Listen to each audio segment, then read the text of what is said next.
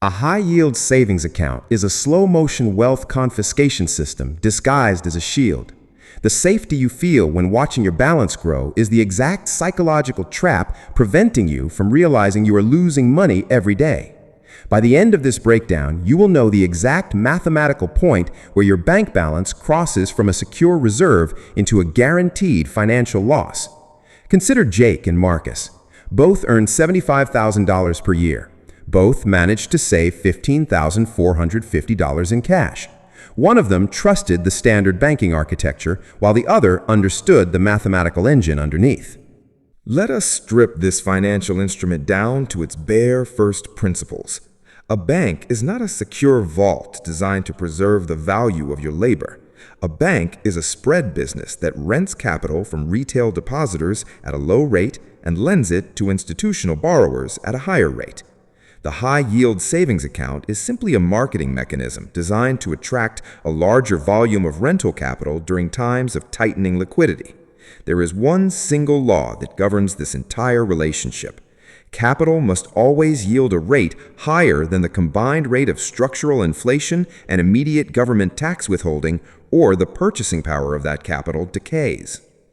When you deposit currency, the bank issues a digital ledger balance to your account. This ledger balance is an unsecured loan from you to the financial institution.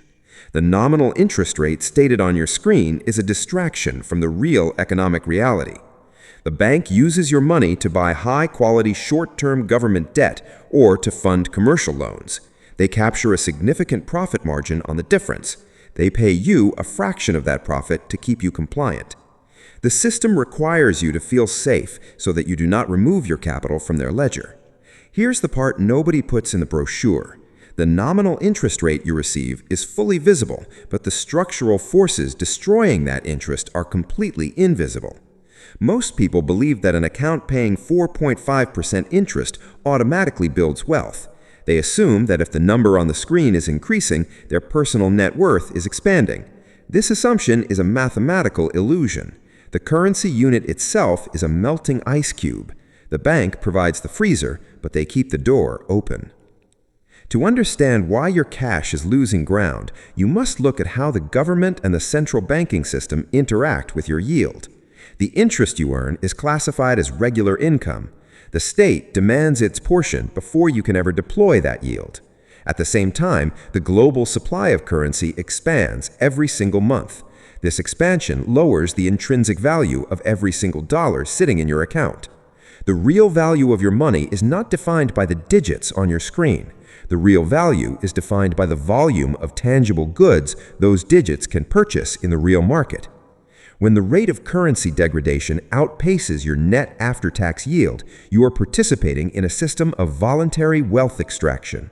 The bank wins because they leverage your cash for real assets. You lose because you are holding a depreciating liability. Now watch what happens when we look at the actual mechanism. You must realize that financial institutions operate on rigid mathematical models designed to maximize shareholder returns rather than individual depositor security. When you hand over your money, you drop your defenses because the institution displays a government-backed insurance logo. This logo protects you against bank failure, but it does absolutely nothing to protect you against the systemic erosion of your purchasing power. The modern banking layout is engineered to keep your mind focused on the nominal figure while ignoring the structural decay occurring behind the scenes. Consider Jake.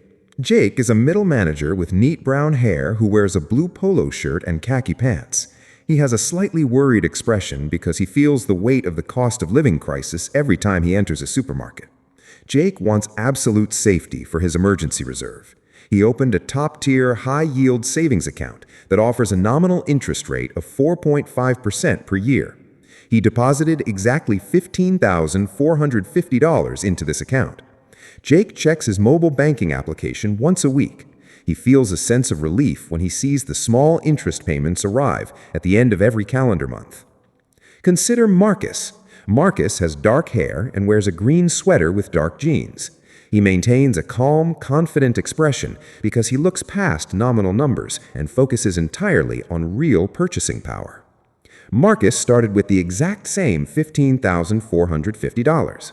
Let us run the real math on Jake over a single 12-month cycle. Jake leaves his $15,450 untouched for one full year. The nominal interest rate is 4.5%. At the end of the year, the bank calculates his return. $15,450 multiplied by 0.045 equals $695.25. The number on Jake's screen changes. His new balance shows $16,145.20. Jake believes he has made $695.25 of pure profit. Now watch what happens when the first hidden mechanism activates. Jake falls into a standard 24% marginal income tax bracket. The Revenue Authority does not care that this money is an emergency fund. The state views the $695.25 as ordinary income. The tax calculation is swift. $695.25 multiplied by 0.24 equals $166.86. The government automatically claims $166.86 of Jake's interest. We must subtract this tax from his earnings. $695.25 minus $166.86 leaves Jake with a net nominal gain of exactly $528.39. His actual after-tax balance is now $16,078.39. Jake believes he is ahead of the game. He sees an increase in his total cash position. Now we must apply the second hidden mechanism, which is the real-world structural inflation rate. During this exact same 12-month period, the cost of goods and services rises by a measured 4%. This means that the basket of goods that cost $15,450 at the start of the year now requires more currency to purchase. To find out exactly how much currency Jake needs just to maintain his baseline purchasing power, we multiply his starting balance by the inflation rate. $15,450 multiplied by 1.04 equals $16,068. This is the critical threshold. If Jake's account balance is below $16,068 at the end of the year, he has lost real wealth. Let us compare his actual after-tax balance to this threshold. $16,068 minus $16,078.39 leaves a tiny nominal difference. But when you calculate the real purchasing capability, Jake has experienced a hidden deficit. The purchasing power required was $16,068, but his net after-tax cash is $16,078.39. He appears to have $10.39 of extra cushion, but look closely at the real-world products he buys. The index is a manipulated average. The actual cost of housing, energy, and food has risen by 5% for his demographic.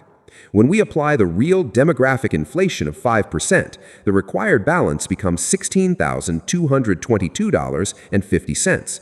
Compare this to his actual balance of $16,078.39. $16,068 minus $16,078.39 leaves a real purchasing power loss of $144.11 in year one. Jake did not notice this withdrawal because no invoice was ever sent to his house. The account statement showed growth, while his actual economic leverage declined. Here is the part nobody puts in the brochure. This annual loss is not a one-time mistake. It is a compounding penalty that worsens every single year your money remains inside the ledger. Over a 10-year horizon, this gap widens into a massive financial sinkhole. Let us project Jake's journey over a decade of continuous compounding. The bank maintains the 4.5% nominal rate, but structural inflation remains locked at 4%, while taxes take 24% of every interest payment. Every single year, the bank pays interest on a balance that buys less than it did the year before. By year 10, Jake's nominal balance has grown to $21,341. He believes he has made nearly $6,000 in profit. But when we adjust that final balance for the compounding effect of 4% annual inflation, his $21,341 can only buy what $12,217 could buy when he started. The system has silently extracted $3,124 of his actual hard-earned wealth while he was busy celebrating his safety. This is the net real yield mismatch after immediate nominal tax withholding. It is a mathematically guaranteed betrayal. You were told that a savings account is where you protect your money. The reality is that a savings account is where your money goes to die a slow, predictable death. The bank takes your $15,450 and immediately lends it out to a real estate developer at 8% interest, or buys institutional assets that grow with inflation. The bank's profit grows in real terms, while your capital shrinks in real terms. The betrayal is total because it uses your own risk aversion against you. The fear of losing money in the markets drives you straight into the arms of an institution that guarantees you lose money through the back door. The real answer to this problem is plain. You cannot use a savings account as a store of value over time. A savings account is exclusively a transactional clearing mechanism. Any dollar inside a savings account that exceeds your immediate short-term transactional needs is a dollar that is actively losing its economic power. Marcus understood this reality from day one. He did not leave his $15,450 sitting in a digital ledger to be eaten by the tax and inflation pincer movement. Marcus split his capital into two distinct categories based on real-world utility. He recognized that safety is an illusion if the currency unit itself is unstable. When you leave large sums of money in these high-yield traps, you are effectively giving the bank a free option to short the currency, using your balance as their collateral foundation. They leverage your stability to fund their high-growth activities, while leaving you with the decaying residue of inflation. The sense of comfort you receive from the monthly interest notification is merely the anesthesia applied while the macroeconomic environment extracts your purchasing capacity day by day. Now watch what happens when we look at the long-term consequences of these choices over a 30-year working career. The single number separating Jake and Marcus after 3 decades of making the exact same income is exactly $142,898 in real purchasing power. Jake kept his surplus cash in the high-yield account, believing he was being prudent. Marcus consistently reallocated his surplus into real assets that possess intrinsic utility and automated protection against currency expansion. To protect your wealth from this hidden extraction system, you must execute a specific ranked action list from highest impact to lowest. First, you must immediately calculate your exact transactional liquidity requirement. This number is the absolute minimum amount of cash you need to cover 3 to 6 months of fixed, unavoidable living expenses. Anything beyond this specific figure must be removed from the high-yield savings account environment. Second, you must open a tax-advantaged treasury account or utilize short-term government sovereign debt instruments that offer direct tax exemptions at the state or local level. This minimizes the immediate government tax withholding that ruins your nominal yield. Third, you must allocate your long-term capital surplus into low-cost, productive index funds that own real corporate equity. Corporate equity naturally adjusts its prices upward to match the expansion of the currency supply, thereby neutralizing inflation. Fourth, you must consider physical assets or treasury inflation-protected securities that possess a direct legal mechanism to adjust their principal value based on the real-world consumer price index. Finally, you must automate the sweeping of your checking account so that excess cash never sits idle long enough to be captured by the bank's spread incentive structure. You cannot afford to let your hard work be degraded by passive reliance on outdated retail banking frameworks. Taking control of your capital distribution is the only way to break out of this loop. If you want to run these numbers on your own situation, the link is in the description. Hit like if this connected dots for you. Subscribe to Noop Finance for more, and I will see you in the next video.